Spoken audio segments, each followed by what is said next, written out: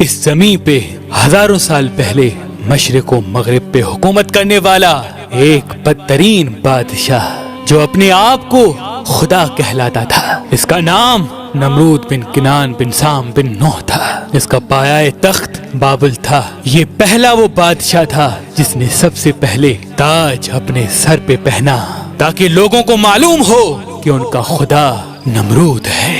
ایک رات اس خدا کہلانے والے بادشاہ نے خواب دیکھا کہ ایک تارا آسمان میں اس طرح سے چمک رہا ہے کہ اس کے نزدیک سورج اور چاند بجھے ہوئے نظر آ رہے ہیں۔ جیسے ہی وہ بیدار ہوا، اپنے محل کے نجومیوں سے پوچھا تو انہوں نے بتایا، تمہاری سلطنت میں ایک جوان ایسا آئے گا جو تیرا مرتبہ دبدبا ختم کر دے گا اور اس تیری حکومت کو نیست و نابود کر دے گا۔ بس نمرود نے ہزاروں بچوں کو مروا دیا اور اس حکم کو نافذ کیا کہ مرد عورتوں سے دور رہیں، لیکن اللہ جو چاہے وہ ہو کے رہتا ہے۔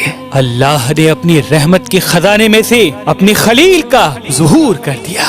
تاریخ نے لکھا کہ حضرت ابراہیم کی والدہ جب حضرت ابراہیم کی آمد ہوئی، کئی سالوں تک اپنے علاقے سے باہر رہی اور اپنے بیٹے ابراہیم کو غار میں چھپا دیا۔ تقریباً 7 سال آپ کی والدہ محترمہ اس غار میں چھپ کے آتی، آپ کو دودھ پلا کے واپس بابل چلی جاتی۔ جب آپ زمانہ بلوغیت کی طرف بڑھنے لگے تو آپ کے چچا آزر نے یہ چاہا کہ آپ ان کے ساتھ آ کے رہیں اور ان کے کام میں ہاتھ بٹائیں۔ حضرت ابراہیم علیہ السلام جب آگے شہر رہنے لگے، لوگوں کو دیکھا کہ کوئی سورج کی پوجا کر رہا ہے، کوئی آگ کی پوجا کر رہا ہے، کوئی بتوں کی پوجا کر رہا ہے، کوئی نمرود کو خدا کہہ رہا ہے۔ آپ فرمانے لگے، اللہ تو وہ ہے جو ہر چیز پہ قدرت رکھتا ہے، یہ سورج طلوع ہو کے غائب ہو جاتا ہے، کیسے ہو سکتا ہے یہ خدا ہو؟ یہ آگ پانی سے بجھ جاتی ہے، کیسے ہو سکتا ہے یہ خدا ہو؟ یہ نمرود ہماری طرح سو جاتا ہے، بیمار ہو جاتا ہے، کیسے ہو سکتا ہے یہ خدا ہو؟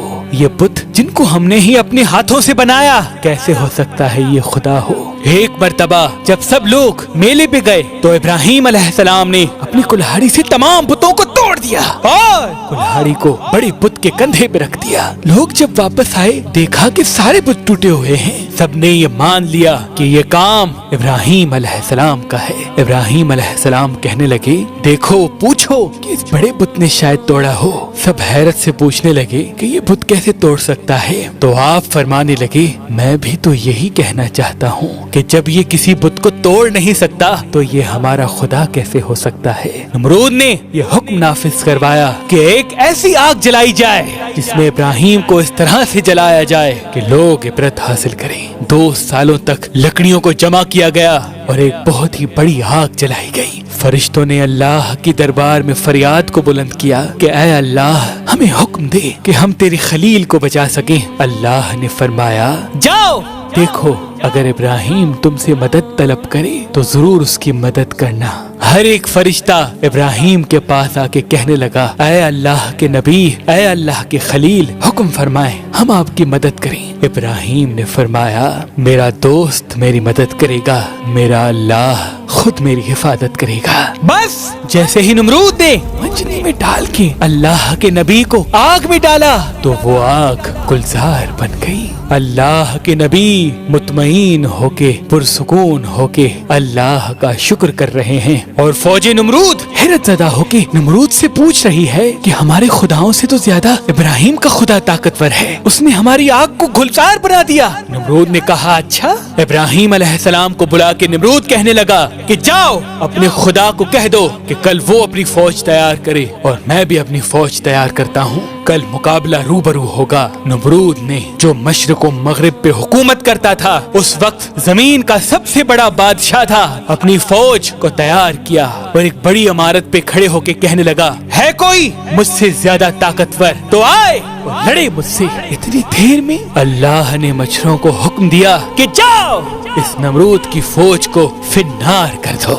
وہاں سے بڑے بڑے مچھر آئے اور نمرود کی فوج کے ایک ایک فرد کا خون اور گوشت کھا گئے۔ نمرود حیرت زدہ دیکھ ہی رہا تھا کہ ایک لنگڑا مچھر نمرود کی ناک میں گھس گیا۔